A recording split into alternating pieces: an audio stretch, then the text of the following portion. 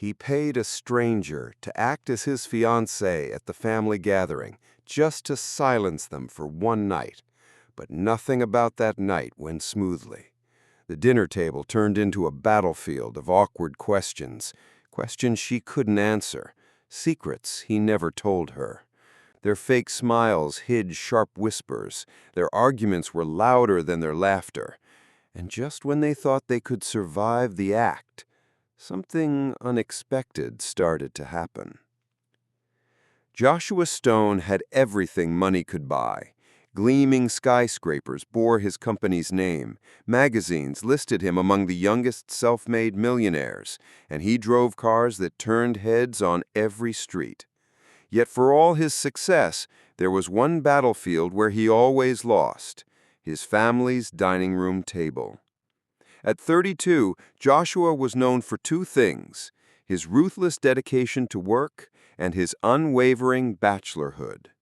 He had built an empire from scratch, pouring every ounce of energy into contracts, boardrooms, and investments. He didn't just bury himself in work, he drowned in it, willingly, as if the endless schedules and numbers could shield him from the questions that always came whenever his mother called. "Joshua, you're not getting any younger," his mother reminded him every week without fail. "Your father and I want to see you settled, married, with a family." He would mutter the same excuse. "I'm too busy right now, Mom. Maybe later." But later had turned into years, and his mother was no longer amused. This time, the family had planned a grand reunion dinner. Everyone would be there: cousins, uncles, aunts, distant relatives with opinions no one asked for. And he already knew the interrogation waiting for him. "When will you marry, Joshua? Who's the lucky girl? You're not getting any younger, you know." The thought alone made his jaw tighten. He had survived hostile takeovers and cutthroat negotiations, but facing his mother's hopeful eyes was a battle he couldn't win. On the morning of the dreaded phone call, Joshua sat in his penthouse office, staring at the city skyline. He had been reviewing financial reports when his phone buzzed. The screen flashed, "Mom." He hesitated before answering. "Good morning, Mom." "Joshua, I hope you're coming to the dinner next week. Everyone is expecting you." Her voice was warm but firm, the kind that left no room for excuses. "I'll be there." "And you're bringing someone, yes?" His silence was answer enough. His mother continued before he could reply. "Joshua, you can't keep showing up alone. People are starting to wonder. Your cousins are all married, some with children already." "I know, Mom," he cut in, pinching the bridge of his nose. I'll figure something out." "Good. Don't disappoint me." The call ended, leaving Joshua with a knot in his chest. Figure something out. What was he supposed to do? Pull a fiancée out of thin air? For the rest of the day, he tried to distract himself with meetings, but his mind kept drifting back to that conversation. His assistant, Marcus, noticed his distraction. Finally, during a break, Marcus leaned against Joshua's desk and raised an eyebrow. "You've been sighing like the world is ending. Spill it." I gave a humorless laugh. "Family dinner, my mom's on my case again about marriage." Marcus grinned. "Ah, the classic. Why don't you just hire someone to play the part? Problem solved." I blinked at him. "Hire someone? Like an actress?" "Exactly. You're a billionaire. People do crazier things for less money." Marcus shrugged. "Think about it. Show up with a charming fiancée, shut everyone up, and move on with your life." At first, Joshua dismissed the idea as ridiculous, but the more he thought about it, the more it made sense. He didn't have time to start a real relationship, not with deadlines looming and projects demanding his attention. But showing up alone again would mean another night of relentless questioning. By evening, the plan had root itself. He would find someone, just for one night. Someone convincing enough to silence the whispers and satisfy his mother's longing gaze. Joshua leaned back in his leather chair, a small smile tugging at his lips. For the first time that day, the knot in his chest loosened. Yes, he thought, I'll make it work. Just one night. What could possibly go wrong? Little did he know, everything was about to change the moment April walked into his life. Joshua Stone prided himself on being a man of control. Deals were calculated, risks measured, outcomes predicted. But scrolling through an online forum late at night, typing "temporary girlfriend for event" into a private listing site was anything but controlled. It felt reckless, desperate, yet desperation had driven him here. Most of the responses were laughable, too eager, too suspicious, or clearly unserious. Then one profile caught his eye. The name was simple, April B. No flashy photos, no exaggerated claims, just a straightforward message. I can play the part. Smart, adaptable, and discreet. You won't regret it. Intrigued, Joshua sent a cautious reply. They agreed to meet at a quiet cafe the next afternoon. When Joshua arrived, he spotted her immediately. April Brooks was nothing like he expected. She wasn't dolled up in designer clothes or drowning in makeup. She wore a navy blue blouse tucked into simple jeans, her auburn hair tied loosely at the back. A notebook sat on the table in front of her, as though she had come prepared for an interview. She glanced up when he approached, her hazel eyes steady, and was that amusement? "Mr. Stone," she said, her tone calm but laced with something sharp, like she already knew how intimidating his presence was and refused to bow to it. "Miss Brooks," he sat opposite her, folding his hands neatly. "Thank you for coming." "You're welcome. Though I have to admit, when I got your message, I thought it might be a prank." Joshua arched a brow. "Why's that?" She gave a half smile. "Because billionaires don't usually post classified ads asking for fake girlfriends." That hint of sarcasm made his jaw tighten. He wasn't used to being spoken to so bluntly, but there was something refreshing about her candor. Most people either fawned over him or feared him. April apparently did neither. "I don't appreciate mockery," he said evenly. "And I don't appreciate arrogance," she countered. "So I guess we're even." For a moment, silence stretched between them. Then, to Joshua's surprise, he laughed. Just once, a low sound he hadn't expected to escape. April's expression softened, though her eyes still danced with challenge. "All right," he said. "Let's get to it. I need someone to accompany me to a family reunion dinner. Pretend to be my fiancé. One night, maybe two. That's it. And you're willing to pay for this charade? Generously." She leaned back, crossing her arms. "Why me?" You responded with confidence. You don't seem desperate.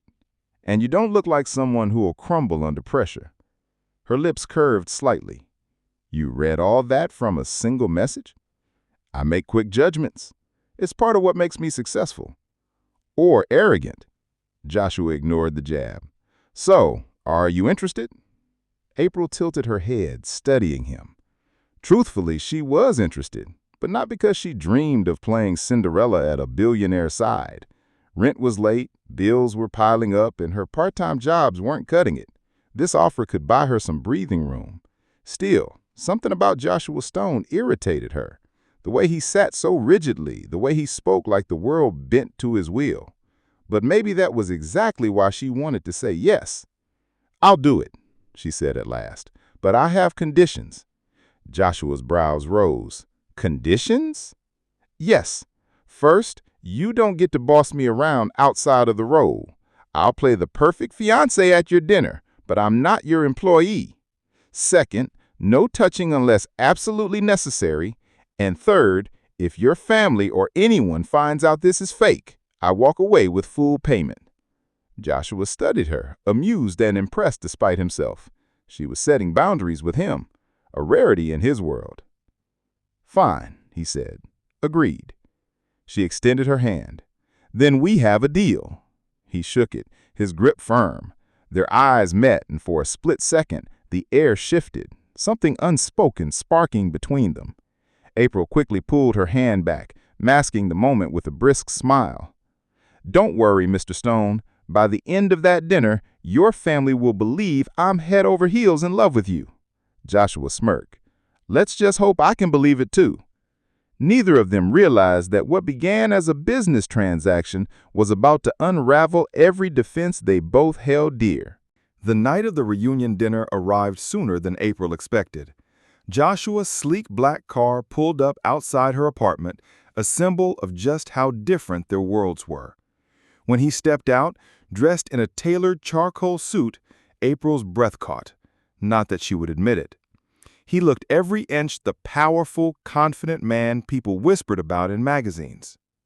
"You're late," she said, slipping into the car in a navy dress that hugged her frame with understated elegance. "You're welcome," he replied dryly, glancing at her. For a moment, his cool facade faltered. She looked stunning, simple, but breathtaking. The ride was silent, charged with unspoken tension. Both of them rehearsed their roles silently, neither willing to admit the nerves gnawing inside. The Stone family estate was sprawling, alive with lights and laughter. As they stepped into the grand dining hall, heads turned. Conversations hushed, and April could feel the weight of curious eyes. "Everyone, this is April," Joshua announced smoothly, his hand resting lightly on her back. "My fiancée." The word rolled off his tongue as if he had said it 100 times. April matched his confidence, offering a warm smile as his mother, a graceful woman with kind but sharp eyes, rushed forward. "Oh, April, we've heard so much about you." She clasped April's hands tightly. "Only good things, I hope," April replied, her tone playful yet polite. The room relaxed, laughter breaking the tension. Joshua allowed himself a quiet exhale. So far, so good. But it didn't last. Dinner was served and the questions began like arrows loosed from a bow. "So, April," his aunt leaned in conspiratorially, "what's Joshua's favorite food? Surely you cook it for him." April's fork froze halfway to her mouth. Her mind scrambled. Favorite food? He hadn't mentioned it. She glanced at Joshua, whose expression remained maddeningly blank. Steak. Medium rare." A murmur of approval went around the table, until Joshua's cousin chuckled. "Funny, he's hated steak since he was 10. The table erupted in laughter, and April forced a smile that felt like glass cracking. Later, his uncle leaned forward. "And tell us, how did Joshua propose?"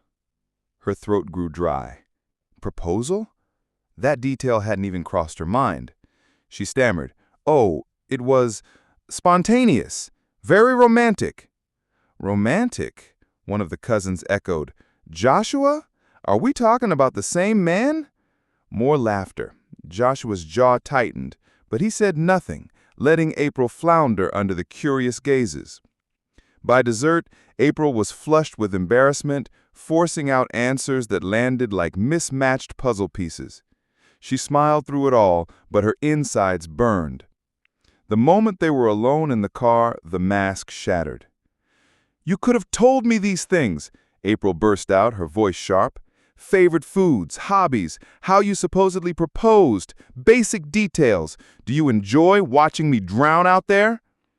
Joshua gripped the steering wheel, his eyes flashing. "You should have prepared. If you're going to play a role, you ask the right questions. That's what professionals do." Her jaw dropped. "Oh, so this is my fault?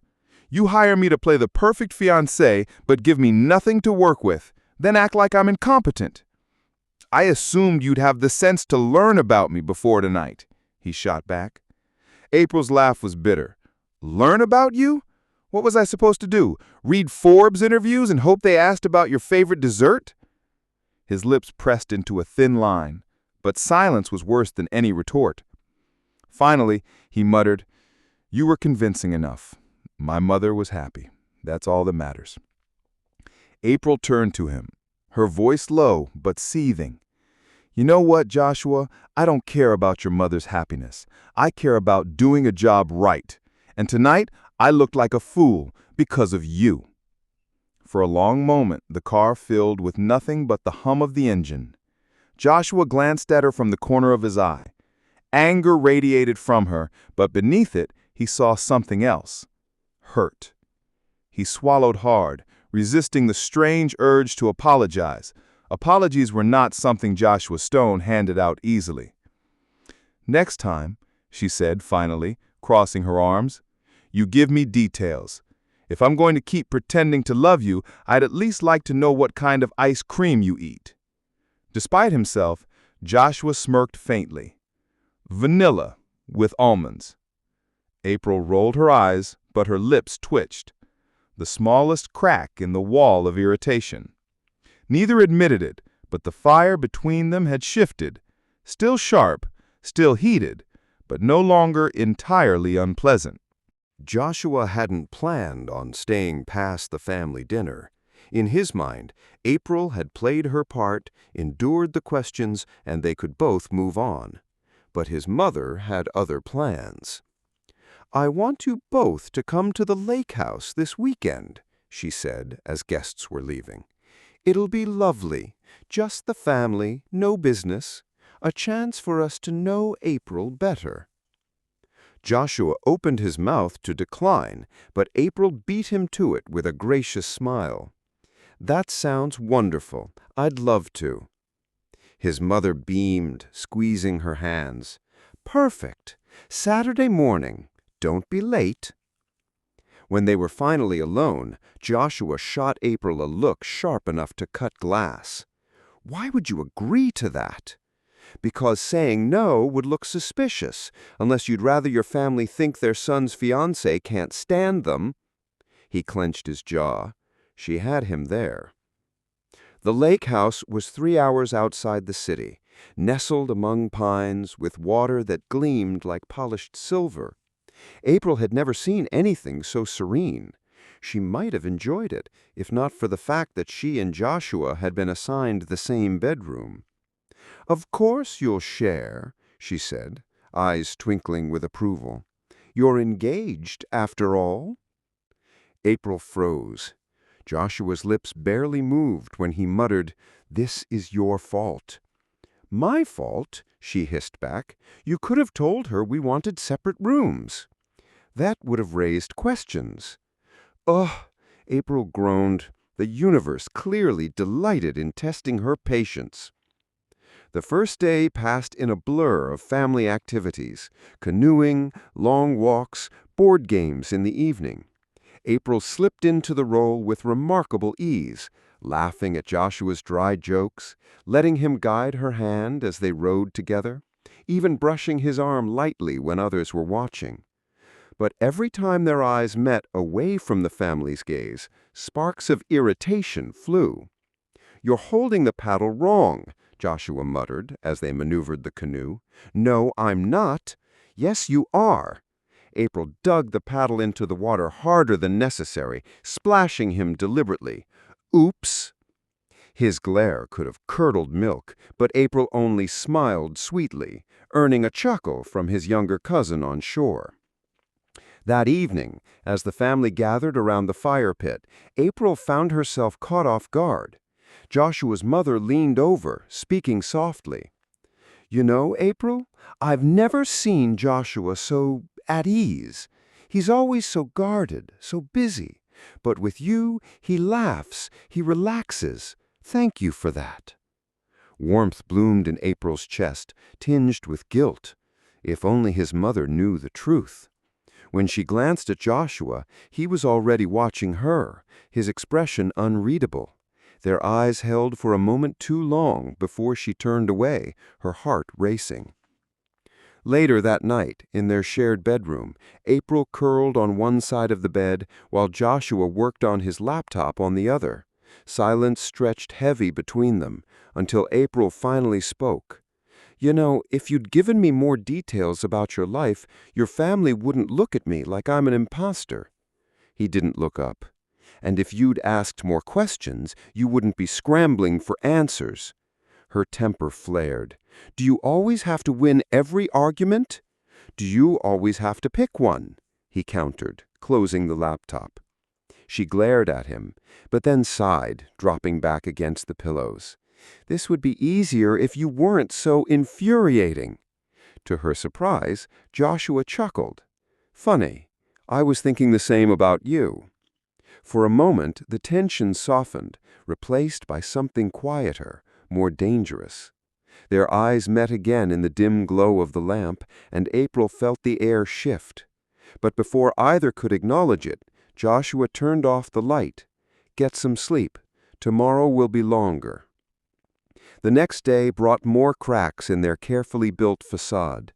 During a family hike, April tripped on a loose stone. Joshua's hand shot out, steadying her instantly. Careful, he murmured, his voice low.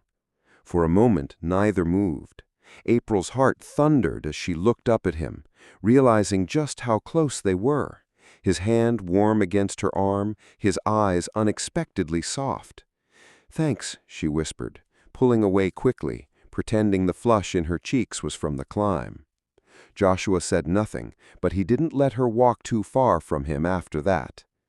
That night, lying awake while Joshua's steady breathing filled the room, April admitted something to herself she didn't want to. The more time she spent pretending to love him, the harder it became to separate the act from the reality. And judging by the way his gaze lingered when he thought she wasn't looking, Joshua Stone might be wrestling with the same dangerous blur. By the end of the lake house weekend, Joshua could no longer deny the shift. April had slipped beneath his defenses in ways he couldn't explain.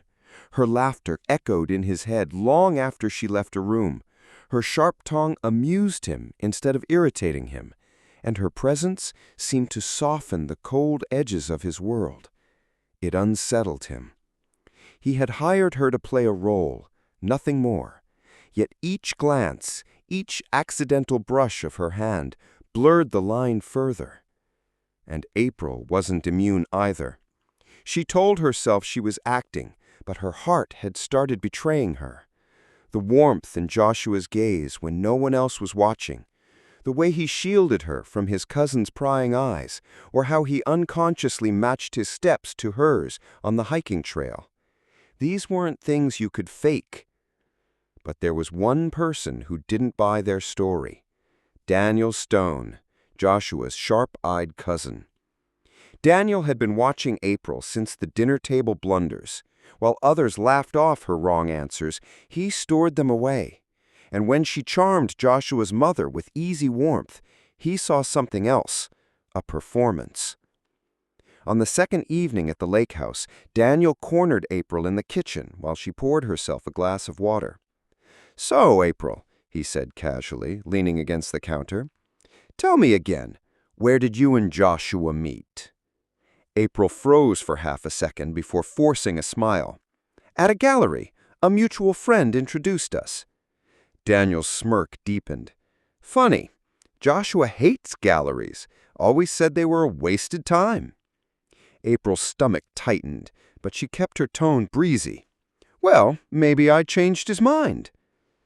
Daniel didn't push further, but the glint in his eyes warned her. He knew something was off. The breaking point came at the farewell dinner back in the city. The Stone family gathered in the grand dining room once again, laughter and conversation filling the air. April felt almost comfortable, as though she belonged. Until Daniel raised his glass. "A toast," he said, his voice carrying, "to Joshua and April, the perfect couple. Though I do wonder, April, if you might tell us the story of Joshua's childhood dog. Surely he's mentioned it to you." April's stomach dropped. Dog? He had never told her about any dog. Every eye on the table turned toward her. Joshua stiffened beside her, but said nothing. April's smile faltered. "Of course, his dog." She stalled, searching his face desperately for a hint, but Joshua's expression was unreadable. "Strange, because Joshua never had one." The silence that followed was deafening. April felt the ground tilt beneath her as whispers rippled around the table. "Daniel, that's enough," Joshua said sharply, but the damage was done. His mother's brows furrowed. "Joshua, what is going on?" April opened her mouth, but no words came. Her chest constricted as humiliation and guilt surged through her. She couldn't lie anymore, not with his mother's kind eyes looking at her with confusion instead of warmth. I'm sorry," she whispered, pushing back her chair. "I can't do this." And then she fled the table, her heels clicking against the marble floor as tears stung her eyes. Joshua caught up with her outside, his voice hard. "April, stop!" She turned, anger flashing through her tears. "Why didn't you help me back there? You just let me drown." "You should have been prepared," he shot back. "If you can't handle questions, maybe you never should have agreed to this." Her chest tightened. "Do you even hear yourself? You hired me to play the woman you couldn't be bothered to find for real. And the worst part, somewhere along the way, I forgot it was fake. I started to care, Joshua. I cared, and you let me stand there looking like a liar." Joshua froze, her words hitting like a punch. Care? Could she mean it? But before he could respond, April shook her head, her voice breaking. "This was a mistake. You and me, this whole arrangement. I'm done." She turned and walked away, her figure fading into the night. Joshua stood rooted, his chest hollow. For the first time in years, he felt powerless, not in a boardroom, not in a business deal, but in something far more dangerous. He had wanted control, an easy solution. Instead, he had found April, and now he was losing her. Inside, Daniel's smug smile confirmed what Joshua already knew. The truth had come crashing down, and it had taken April with it. The silence in Joshua's penthouse was deafening. He had always liked the quiet, liked how it allowed him to think, to plan, to work without interruption. But now every echo of his footsteps reminded him of April's absence. It had been a week since the disastrous dinner, a week since April's eyes had burned with betrayal and sorrow, a week since she had walked out of his life. He had thrown himself back into work, burying the pain beneath contracts and negotiations. Yet even during board meetings his mind wandered, back to the way April's laughter had filled the lake house, how her hand had felt small but steady in his. Numbers no longer distracted him. Success tasted bitter when he remembered her words. "I started to care." Joshua leaned back in his office chair, pinching the bridge of his nose. Caring. He had built his life on avoiding it, on keeping emotions locked away. And now, the one time someone had dared to break through his walls, he had driven her out. Across town, April tried to convince herself she had done the right thing. She'd returned to her small apartment, resumed her part-time jobs, and filled her evenings with anything that kept her mind busy. But nothing silenced the ache. Every time she brewed coffee, she remembered Joshua's dry complaint about it being too weak. Every time she walked past a newsstand, his face stared at her from magazine covers. She had promised herself not to fall for him, not to confuse a business deal with reality. Yet her heart had betrayed her. "What were you thinking, April?" she muttered one night, hugging a pillow on her couch. "He's a billionaire. You're barely making rent. He lives in a world you'll never belong to." But still, when she closed her eyes, she remembered the softness in his gaze when he thought no one was watching. That was the Joshua she had fallen for, not the ruthless businessman, but the man who caught her when she stumbled, who almost smiled when she teased him, who listened even when he pretended not to. She missed him, and it hurt. Joshua wasn't the only one haunted by regret. His mother noticed his withdrawn state. She visited his office unannounced one afternoon, placing a hand on his shoulder. "Joshua, what happened with April? She was wonderful. I've never seen you so alive." He stiffened. "It's complicated. Life is complicated. But if you care for her, you can't let pride keep you apart." Joshua didn't answer, but his mother's words cut deeper than any accusation. He cared. He knew it. But admitting it meant facing the one thing he had always avoided: vulnerability. Meanwhile, April tried to convince herself to move on. She deleted his number, avoided the parts of town where she knew his favorite restaurants were, and even turned down a coworker's offer for coffee, because the thought of sitting across from anyone else felt wrong. Still, she couldn't stop replaying their final argument. She had accused him of letting her drown, but maybe she had been too harsh. Maybe he hadn't known how to help. Maybe, beneath his hard shell, he was just as lost as she was. Late one night, Joshua found himself scrolling through the contacts on his phone. His thumb hovered over her name, over and over, but he couldn't bring himself to press call. What would he say? I miss you? I was wrong? I care? Admitting those words out loud felt like walking into battle without armor, and yet every day without her felt like defeat. He closed his eyes, exhaling slowly. For the first time in his life, Joshua Stone had no strategy, no plan, only a gnawing ache and the terrifying realization that success meant nothing if he had no one to share it with. April sat on her balcony the same night, staring at the city lights. Somewhere out there, Joshua was staring at the same skyline. She hugged her knees, whispering to herself, "Why does missing him feel like losing myself?" She knew she couldn't go back to pretending. If Joshua wanted her, truly wanted her, he would have to prove it. Not with money, not with contracts, but with his heart. Two souls, worlds apart. Both restless, both aching, both chained by pride. Neither willing to make the first move. But love has a way of breaking stalemates. And soon fate would force Joshua to decide, keep hiding behind walls or risk everything for the woman who had already stolen his heart. Joshua Stone was not a man who begged. In his world, people came to him, not the other way around. But for the first time in his life, he was ready to lay down his pride. It had been nearly 2 weeks since April walked out of his life, and every day without her felt like a hollow victory. He had won every business deal, signed every contract, but none of it mattered. The silence of his penthouse was unbearable, and his mother's disappointment was worse. "Joshua," she told him one evening, "you're brilliant at business, but love isn't something you can control like a company. If you love her, go fight for her. Show her she matters more than your pride." Those words finally broke through. For once, Joshua didn't think about strategy. He thought about April, her laugh, her stubbornness, the way she had looked at him with a mix of anger and longing. He couldn't lose her. April was at her favorite bookstore cafe, curled into a corner with a cup of tea and a half-read novel, when she heard the familiar low voice. "Still hiding in books, I see." Her head snapped up.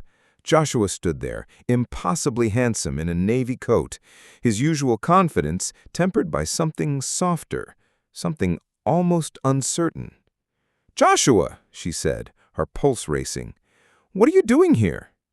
He stepped closer, his gaze locked on hers. April's chest tightened. "You don't have to." "Yes, I do." His voice was firm, yet vulnerable in a way she'd never heard before. "April, I was wrong. I thought hiring you would be a simple solution, but it turned out to be the best mistake I've ever made. You made me laugh, you challenged me, you made me feel. And when you walked away, I realized I'd rather face the entire world's questions than live another day without you." Her throat tightened. She wanted to believe him, but fear still whispered in her mind. "Joshua, we started with lies. What makes you think it can turn into something real?" He took a deep breath, then reached into his coat pocket. April's eyes widened as he pulled out a small velvet box. "Because I don't want to pretend anymore," he said softly. "April Brooks, I don't care how we began. I only care about how we end, and I want it to be together." He opened the box, revealing a simple yet elegant diamond ring. The cafe fell into a hushed silence around them. April's hands trembled. "Joshua," he said, "I know I'm not easy. I'm stubborn, arrogant. I bury myself in work to avoid people getting too close, but you broke through, and I don't want to hide from that anymore. I love you, April, for real, not for show, not for them, for me. Tears blurred her vision. Her heart, bruised and cautious, melted at the raw honesty in his words. You really love me? She whispered. More than I've ever loved anything in my life. For a moment, April just stared at him, the weight of everything crashing over her, the lies, the fights, the laughter, the moments she hadn't been able to think about. It was messy, imperfect, and real.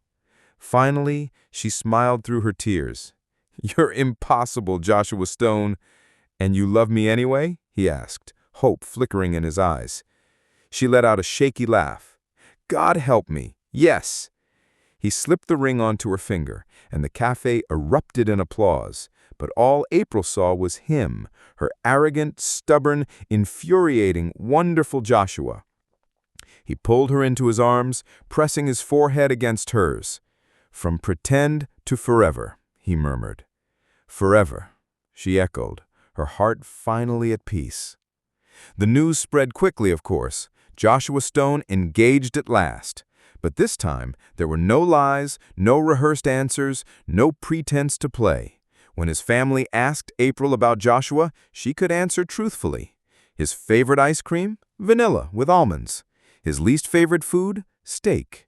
His greatest weakness? Letting her walk away. And this time, there was no cousin, no suspicion, no pretense. Just love. Raw, imperfect, and real. For Joshua and April, what began as a lie had become the truest thing in their lives.